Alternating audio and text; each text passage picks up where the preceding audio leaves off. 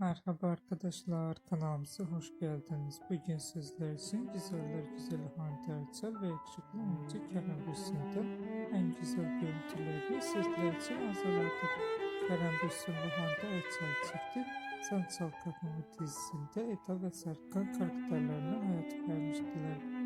Herkes gibi biz de onları birbirine yakıştırıyoruz. Biz de sizler için onların en güzel ve en romantik fotoğraflarını hazırladık. Bu videoların devamı gelmesini istiyorsanız kanalımıza abone olup yorum yazmayı unutmayın. Kanalımızda daha birçok video bulabilirsiniz. Bizi izlemeye devam edin. Herkese teşekkür ederiz.